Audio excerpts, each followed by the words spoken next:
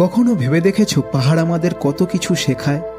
একটা ভারী ব্যাগ পিঠে নিয়ে ঘন্টার পর ঘন্টা পাহাড়ি রাস্তায় চলা আমাদেরকে শেখায় জীবনে নিজের কাজটা নিজেকেই করতে হবে, তার জন্য অন্য কেউ এগিয়ে আসবে না। বাড়িতে আরাম করে বিছানার গদি ছেড়ে খোলা আকাশের নিচে তারা দেখতে দেখতে তাঁবুতে ঘুমানো শেখায় জীবনের চাহিদা কমিয়ে অল্পেতে সন্তুষ্ট থাকতে। একে অপরের হাত ধরে বরফের মতো কনকনে ঠান্ডা নদী পার হওয়া আমাদেরকে শেখায় খারাপ সময় একে অপরের পাশে মিলেমিশে একসাথে থাকতে। তাই পাহাড় আমি এত ভালোবাসি, আর এর টানে বারবার ঘর ছেড়ে বেরিয়ে আসি। তো লাস্ট ইয়ার উত্তরাখণ্ডের ফেমাস ট্রেক কেদারকণ্ঠ করে আসার পর এবছর আমাদের প্ল্যান ছিল কাশ্মীর যাওয়ার, কিন্তু কাশ্মীরে পেহেলগাম ইনসিডেন্টের পর প্ল্যান চেঞ্জ হয় এবং আমরা চুজ করি হিমাচল প্রদেশের এমন একটা trek which is also known as the most dramatic trek of India.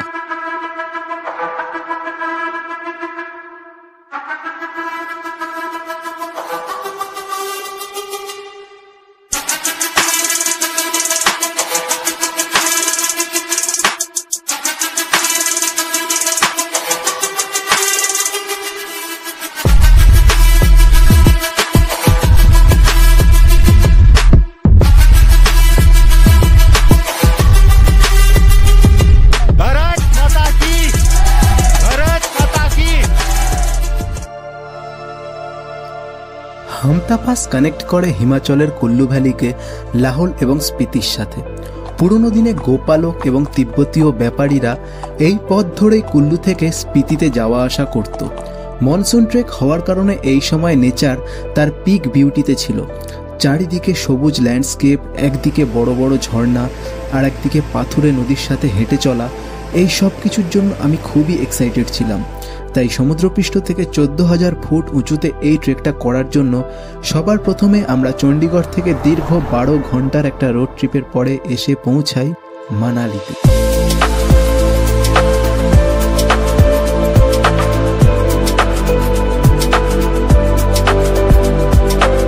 আমি প্রথমবার মানালি এসেছিলাম 2019 সালে। চারিদিকে পাইন গাছের ঘন জঙ্গল আর তার মধ্যে দিয়ে বয়ে চলেছে বিয়াস নদী। So good morning from Manali. এই মুহূর্তে এখন আমি রয়েছি মানালির মল রোডে, আর অ্যাকচুয়ালি আমি একা নেই, আমরা আছি টোটাল হচ্ছে 18 জন। এখন ঘড়িতে বাজে হচ্ছে 9:15, আর আজকের আমাদের স্টার্ট হবে হচ্ছে হামতা পাস।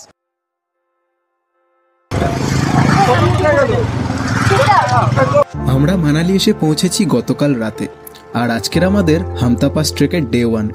বেলা 12টা নাগাদ ট্রেক আইটিনারি সম্পর্কে একটা ছোট্ট ব্রিফিংয়ের পর এখন আমাদেরকে যেতে হবে মানালি থেকে 18 কিলোমিটার দূরে জোবড়াতে, যেটা হলো হামতা পাস ট্রেকের স্টার্টিং পয়েন্ট। তো এখন ঘড়িতে টাইম হচ্ছে পুরো 4:30, আর আমরা এসে পৌঁছালাম জোবড়াতে। এখান থেকে এখন আমরা যাব আজকের আমাদের ফার্স্ট ক্যাম্প সাইট চিকাতে।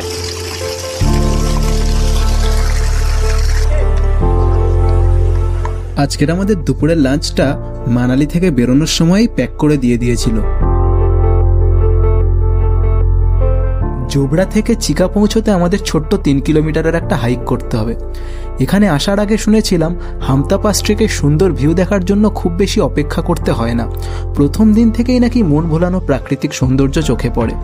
কিন্তু সত্যি বলতে প্রথম 1 কিলোমিটার হাঁটতে না হাঁটতে যে এইরকম একটা জায়গা আসবে তা আমি একেবারেই ভাবিনি।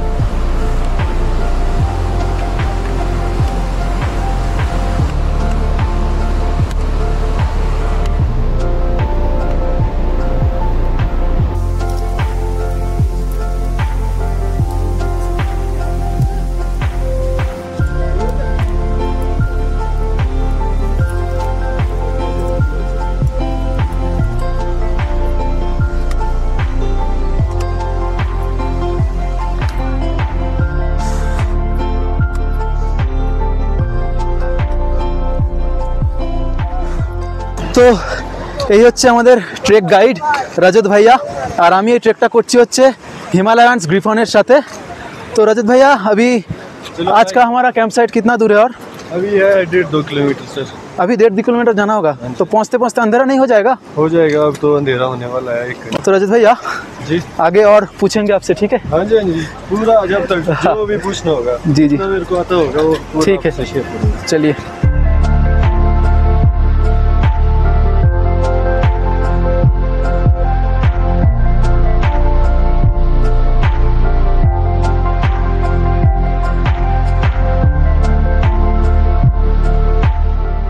চিকা ক্যাম্পসাইট পৌঁছতে সেদিন আমাদের প্রায় সন্ধে পার হয়ে অনেকটাই দেরি হয়ে গিয়েছিল, তাই তাড়াতাড়ি ডিনার সেরে নিয়ে শুয়ে পড়েছিলাম।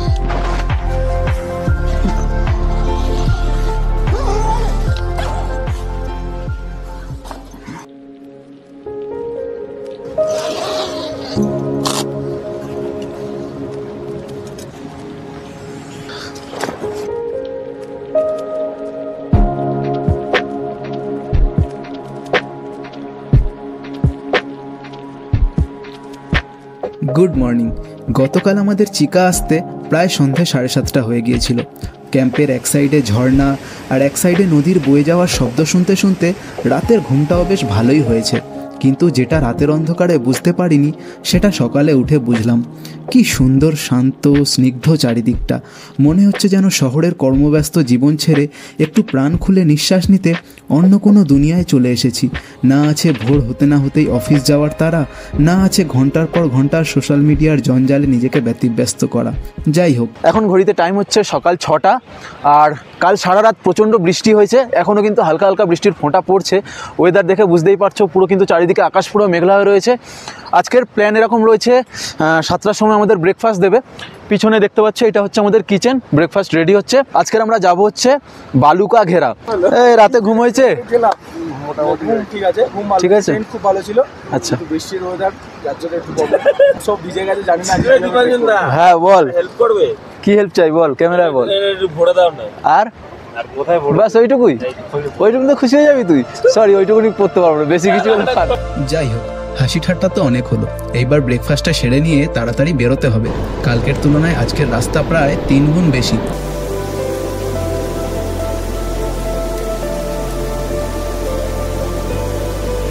तो रजत भैया, आज हम लोग का टोटल कितना किलोमीटर कवर करना है? आज 9 किलोमीटर है टोटल 9 किलोमीटर। और बड़ा ग्रुप है ना, टाइम लगेगा। वाटर क्रॉसिंग आज है? ऊपर है, थोड़ी दूर है। बहुत ठंडा पानी होगा ना? ठंडा तो है। तो ঘন্টা 2 হাঁটার পরেই আমরা এসে পৌঁছালাম একটা ওয়াটারফলের সামনে, যেটা আমাদেরকে পার হতে হবে। আর ওয়াটারফলটা কতটা বড় সেটা তোমরা নিজেরাই দেখে নাও।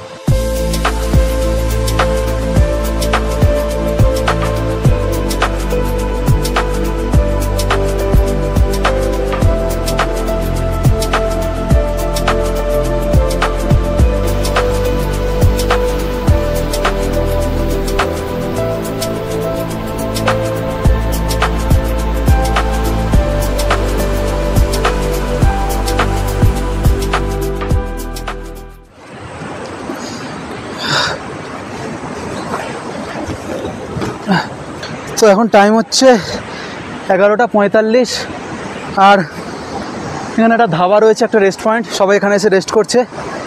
এখান থেকে রিভার ক্রসিং আর 500 মিটার বাকি রয়েছে। তো এখানে খানিকক্ষণ রেস্ট নিয়ে তারপর হচ্ছে সামনের দিকে আবার এগোবো রিভার ক্রসিংয়ের জন্য। তারপর আরও 500 মিটার হাঁটার পরে অবশেষে দেখতে পেলাম আজকের দিনে আমাদের সবচাইতে এক্সাইটিং সেই পাথুরে রানিকা নালা নদী।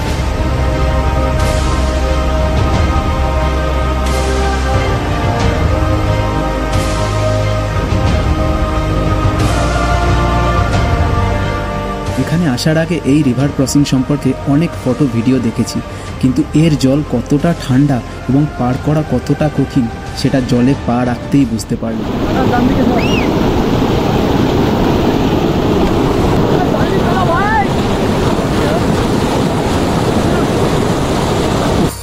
বরফের মতো ঠান্ডা কনকনে জলে পা পুরো জমে গিয়েছিল। সেদিনের এই রিভার ক্রসিংটা once in a life time experience হয়েছিল।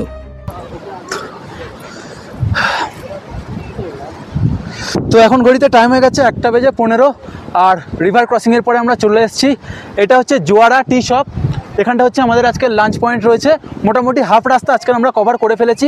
এখান থেকে লাঞ্চ করার পরে বাকি হাফ রাস্তা হচ্ছে আবার আমরা কভার করব। আর অলরেডি কিন্তু বৃষ্টি শুরু হয়ে গেছে দেখতে পাচ্ছ। তো চলো দেরি না করে লাঞ্চটা করে নেওয়া যাক।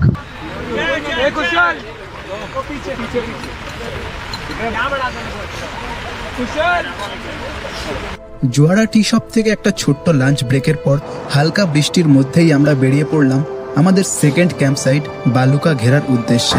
এখনো প্রায় 4 কিলোমিটার মতো রাস্তা বোধহয় বাকি। হ্যাঁ,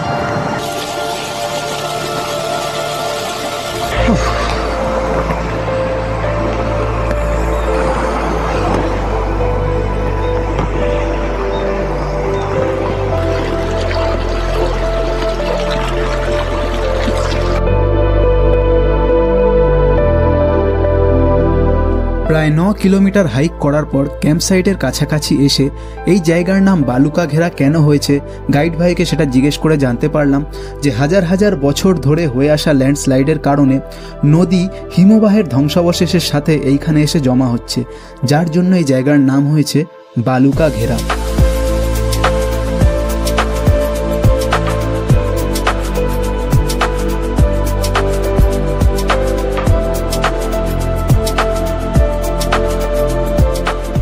সামনে এটা সুরজিৎ কোনটা নিয়েছে?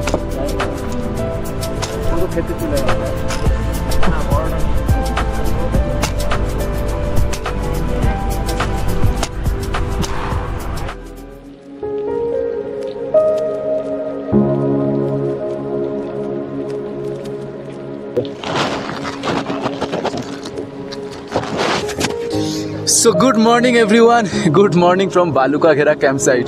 তো আজকে হচ্ছে আমাদের ফাইনাল সামিট ডে। আজকের আমরা ক্রস করব হামতা পাস। আর এখন ঘড়িতে টাইম হয়ে গেছে 6:15। 7টার সময় আমাদের ব্রেকফাস্ট দেওয়ার কথা রয়েছে, তারপর 7:30 থেকে 8টার মধ্যে আজকের আমরা বালুকা ঘেরা ক্যাম্প সাইট ছেড়ে বেরিয়ে যাব।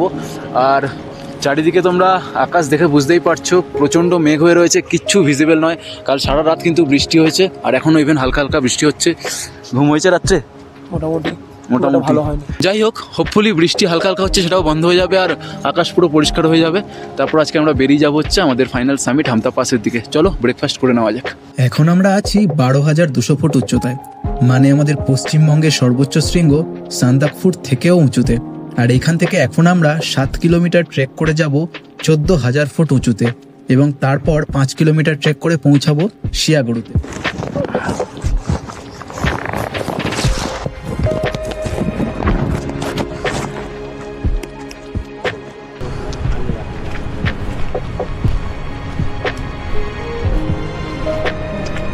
এখনো পর্যন্ত আমার শরীর মোটামুটি ঠিকই আছে, শুধু ব্যাগের ওজনে কাঁধটা একটু যা ব্যথা হয়েছে। না হলে এরকম জায়গায় এসে, যেটা খুবই স্বাভাবিক, এএমএসের শিকার এখনও হয়নি। তবে আজকের আমাদের রাস্তা গত দুদিনের থেকে অনেক বেশি কঠিন হতে চলেছে। বড় বড় বোল্ডার পার করে আজ অনেকটা উঁচুতে উঠতে হবে।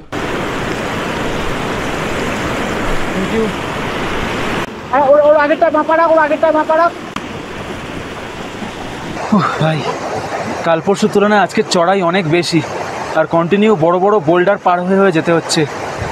মারাত্মক কষ্ট হচ্ছে।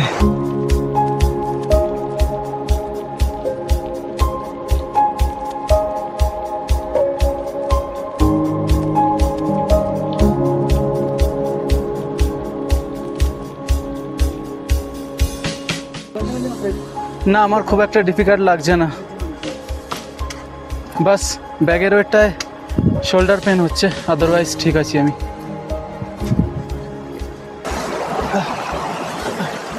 তো এখন টাইম হচ্ছে 11:45, আর আমরা প্রায় অলমোস্ট হাফ রাস্তার কাছাকাছি চলে এসেছি, পাস পর্যন্ত। এখন আমাদেরকে লাঞ্চ ব্রেক করে নিতে বললো। তো এরকম ঝর্ণার জল যাচ্ছে, পাশে বসে এখন আমরা লাঞ্চটা করে নেবো। তো আজকের আমাদের লাঞ্চে দিয়েছিল ওই অনেকটা ভেজ বিরিয়ানি টাইপেরই, ওই রকমই মিক্সড ভেজ টাইপের।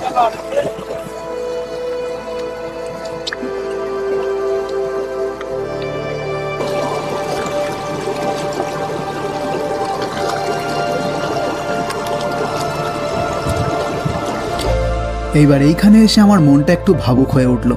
ভাবলাম গত পরশু সেই কোথা থেকে হাঁটা শুরু করেছিলাম, আর হাঁটতে হাঁটতে এখন কোথায় চলে এসেছি। মনে একটা প্রশ্ন জাগলো, মানুষ কি চাইলেই সব কিছু করতে পারে?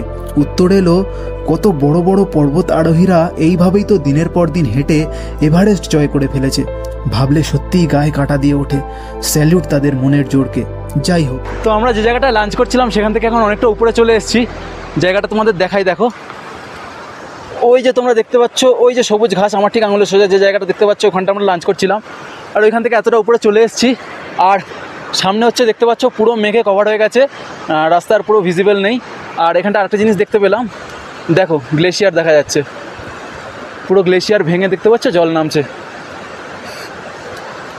লাঞ্চ করার পর থেকে এতক্ষণ পর্যন্ত আমরা উপরের দিকে উঠছিলাম। এইবার আমাদের এই পাহাড় থেকে নেমে দূরের ওই পাহাড়টায় উঠতে হবে। আমাদের গাইড বলল সামনের ওই পাহাড়টার পিছনেই রয়েছে হামতা পাস, কিন্তু তার আগে এলো একটা ভয়ঙ্কর কঠিন বোল্ডার জোন। এই জায়গাটা খুব সাবধানে পার হতে হবে, এখানে একবার পা ফসকালেই সর্বনাশ। তারপর খুব সাবধানে ওই জায়গাটা পার হয়ে এসে দাঁড়ালাম একেবারে গ্লেশিয়ারের সামনে। তো আমরা এতক্ষণ পিছনে যে ওই পাহাড় দেখতে পাচ্ছ, ওই পাহাড়টার উপর থেকে আসছিলাম। এবার ওখান থেকে এসে আমরা এইভাবে নেমে পার হয়ে এপারে এলাম। আর এবার এখন হচ্ছে আমরা উঠবো এই পাহাড়টা। কিন্তু এইখানটা এসে আমরা যেটা দেখতে পেলাম প্রথমবার, একদম চোখের সামনে দেখো গ্লেশিয়ার, দেখতে পাচ্ছ গ্লেশিয়ার এই যাচ্ছে আর তলা থেকে কিন্তু নদী যাচ্ছে। ওই জায়গাটা খুবই রিস্কি, আমাদেরকে কিন্তু ওর উপরে যেতে বারণ করে দিয়েছে। আমরা কেউ রিস্ক নিয়ে যাচ্ছি না, কারণ দেখে বুঝতেই পারছো ওই জায়গাটা যদি ওর উপরে পা দিলেই হয়তো ভেঙে পড়ে যেতে পারে। আর এই গ্লেশিয়ারের তলা থেকে এই নদী কিন্তু বয়ে কন্টিনিউ এইভাবে নিচে নেমে যাচ্ছে। এই পর্যন্ত সব ঠিকঠাকই ছিল, কিন্তু সামিটের একদম দোরগোড়ায় এসে যে এইরকমটা হবে একদমই আশা ছিল না। চারিদিকে পুরো মেঘে ঢেকে গেছে দেখে মনটা পুরো ভেঙে গেল। এই এত পরিশ্রম করে যার জন্য আসা, সেটাই আমাদের কারুর কপালে ছিল না। বোধহয় আমাদের লাকটাই ভালো ছিল না। আমরা সেই মানালি থেকে চিকা, তারপর চিকা থেকে বালুকা ঘেরা, পুরো জার্নিটা আমাদের খুবই সুন্দর, খুবই ভালোভাবে হয়েছে। কিন্তু বালুকা ঘেরা থেকে আজকের আমরা হামতা পাস ক্রস করে শিয়াগুড়ির দিকে যাচ্ছি। আর এই মুহূর্তে আমরা এখন হামতা পাস ক্রসিংয়েই রয়েছি। কিন্তু এতটাই কপালটা খারাপ যে এইখানটায় এসে আশেপাশে দেখার মতো ভিউ কিচ্ছু নেই। পুরোটা এত বাজেভাবে মেঘে ঢেকে রয়েছে, কিচ্ছু ভিজিবিলিটি নেই। আমি অনেক আশা করেছিলাম যে এখানে এসে ড্রোন শট নিয়ে ভালোভাবে পাসটাকে তোমাদের দেখাবো। তাছাড়াও এখানটা হচ্ছে ডিও টিব্বা, তারপরে ইন্দ্রাসেন, এই সমস্ত পিকগুলো খুব ভালোভাবে দেখা যায়, বাট কপালে নেই। भारत माता की, भारत माता की, वंदे वंदे। আর এইখানে আমি করে বসলাম আরও একটা মস্ত বড় ভুল। আমাদের গ্রুপকে ছেড়ে দিয়ে আমি আর আকাশ দুজনে প্রায় 30 মিনিট মতো অপেক্ষা করে রইলাম, এই ভেবে যে মেঘ সরে গিয়ে যদি সূর্যের দেখা মেলে। কিন্তু মেঘ তো সরলই না, উল্টে AMS এর কবলে পড়ে অসম্ভব মাথা যন্ত্রণা আর বমি ভাব শুরু হলো। তারপর সেই অবস্থায় কোনো রকমে নিচে নামতে নামতে দূর থেকে যখন লাহোল ভ্যালির সেই সবুজহীন রুক্ষ মরুভূমির মতো রূপটা প্রথমবার চোখে পড়ল, সেটা আমি অতি কষ্টে ড্রোনে ক্যাপচার করেছিলাম।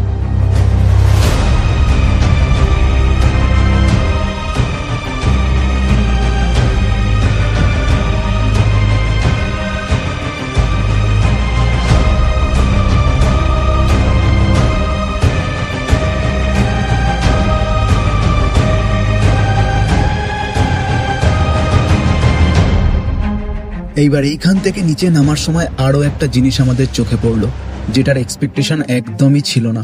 আর সেইটা হলো 6000 মিটার উচ্চতায় পীর পাঞ্জাল রেঞ্জের হাইয়েস্ট মাউন্টেন মাউন্ট ডিও টিব্বা এবং মাউন্ট ইন্দ্রাসেন।